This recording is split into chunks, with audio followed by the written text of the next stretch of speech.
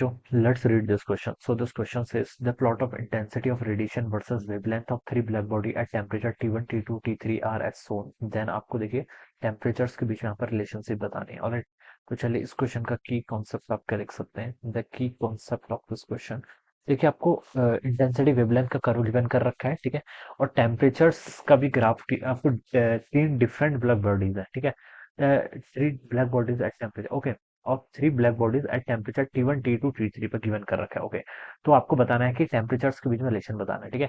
तो इस क्वेश्चन का बच्चों देखिए की कॉन्सेप्ट आप क्या लिख सकते हैं ना, वेन्स लॉ लिख लीजिए। क्या लिख लीजिए? वेन्स डिस्प्लेसमेंट लॉ या फिर वेन्स लॉ लिख सकते हैं इस क्वेश्चन का की कॉन्सेप्ट। वेन्स लॉ देखिए आपको क्या बताता है। वेन्स लॉ बताता है कि जो आपका लैम्डा एम इंटू टी का जो प्रोडक्ट होता है इट इज कॉन्स्टेंट। ये क्या होता है? सम कॉन्स्टेंट के इक्वल होता है। लैम्डा एम क्या? Lambda M is the wavelength corresponding to maximum emission, ठीक है। ये क्या आपकी wavelength corresponding to maximum emission, T के आपका टेम्परेचर। ध्यान रखना है जो टेम्परेचर होगा it must be in kelvin. ये क्या होना चाहिए? आपका केल्विन में होना चाहिए।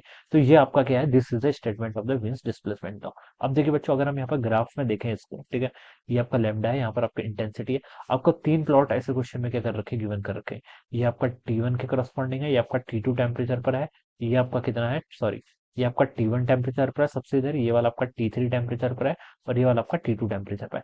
अब बच्चों देखिए वेवलेंथ यहाँ पर किसके करस्पॉन्डिंग सबसे मैक्सिमम है, ठीक है। देखिए सबसे पहले तो हमें मैक्सिमम वाली वेवलेंथ देखनी पड़ती है। यहाँ पर इसका पीक है ना, इसके करस्पॉन्डिंग, तो इसकी वेवलेंथ हम यहाँ पर देखेंगे। इसके करस्पॉन्डिंग जो भी वेवलेंथ होगी, मैंने मान लीजिए इसको λ1 बोल दिया। इसके करस्पॉन्डिंग देखिए जो भी वेवलेंथ होगी पीक पर देखते हैं ऑलवेज, ठीक है, तो ये आपको कितना होगा, λ3 हो जाएगा। इसको अगर हम आगे एक्स से एक्सटेंड करें तो इसके करस्पॉन्डिंग जहाँ पर आपकी वेवलेंथ आ रही है, इसे मैंने क्या बोल दिया, λ2 बोल दिया। अब बच्चों देखिए λ1, λ2, λ3 में क्या रिलेशन है?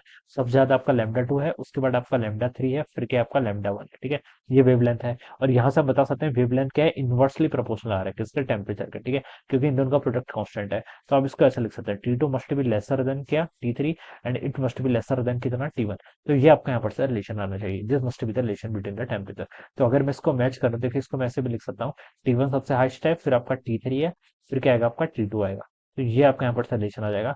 तो T1, T3, T1, T3, T2, ठीक है। ये डी ऑप्शन पर देखिए बच्चा आपको गिवन कर रहा है, T1, T3, T2। So option D क्या होगा इसका right answer. Alright, so I hope you all understood this concept. All the best and thank you so much.